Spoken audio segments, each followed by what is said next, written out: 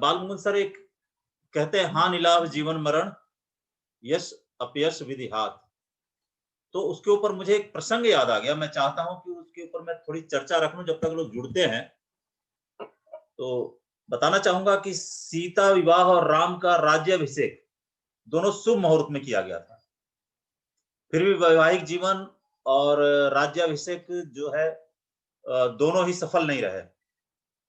जब मनु वशिष्ठ से इसका जवाब मांगा तो उन्होंने साफ कह दिया कि सुनहु भरत भावी प्रबल, बिलख कहूं मुनिनाथ, और हानि लाभ जीवन मरण, यश अपयश विधि हाथ। अर्थात जो विधि के ने निर्धारित किया है वही होकर रहेगा। न राम के जीवन में बदलाव आ सका, न कृष्ण के, न ही शिव ने सती के जन्म को मृत्यु को टाल सके, जबकि महामृत्युंजय मंत्र जो है उन्हीं के आह्वान के लिए किया गया था। और तो और रामकृष्ण परमहंस जी के बारे में सभी लोग जानते होंगे, वो कैंसर से मरे और वो अपने कैंसर को नहीं टाल पाए, जबकि कहा जाता है कि रामकृष्ण परमहंस जी माँ दुर्गा के बहुत बड़े भक्त थे, माँ काली के, और काली ने उनको दर्शन भी दिए थे।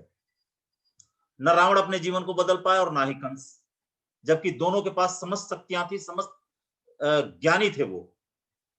तो क्या है, मानव अपने जन्म के साथ ही जीवन मरण, यश अपयश, लाभ हानि, स्वास्थ्य बीमारी, देह रंग, परिवार समाज, देश स्थान सब पहले से निर्धारित करके आता है।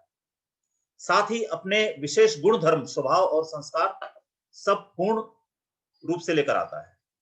इसलिए यदि अपने जीवन में परिवर्तन चाहते हैं तो अपने कर्म को बदलें, अपने कर्म को बदलें।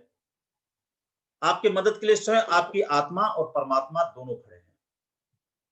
उन्हें पुकारे, वह परमात्मा ही आपका सच्चा साथी है। तो करना क्या है, कर्म पे हमें ध्यान देना है। हमारे प्रारब्ध में जो है वो तो मिलेगा ही मिलेगा, लेकिन कर्म की महानता है और कर्म पे विशेष ध्यान देना है। और कर्म हमारा क्या है, उसको निर्धारित करना है, लक्ष्य बनाना है और गोल तैयार करना है। अगर हमारे पास है ये सारी जितने पुराण हैं, गीता है, रामायण है, महाभारत है, ये सब कर्म की प्रधानता पे है। महाभारत भी है लिखा हुआ, उसमें भी आधार कर्म ही है। रामायण है या रामचरितमानस है, उसमें भी कर्म की प्रधानता दी गई है।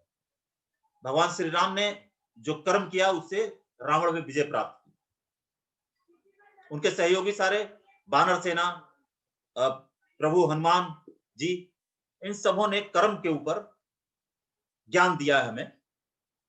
रामायण में या महाभारत में बार बार ये नहीं कहा गया कि कर्म करो कर्म करो, उन्होंने करके दिखाया है। वही हमारे लिए विशेष उदाहरण है। जबकि गीता में कर्म की प्रधानता है और शुरू से आखिर तक कर्म के ऊपर व्याख्यान दिया गया है। तो जहां तक मैं समझता हूं 9:05 हो चुके हैं। मैंने ये समय व्यतीत करने के लिए और कुछ मेरे मन में था वो कहने के लिए मैंने कह दिया। थैंक यू वेरी मच मुझे समय देने के लिए। जय श्री राम, जय हिंद, वंदे मातरम।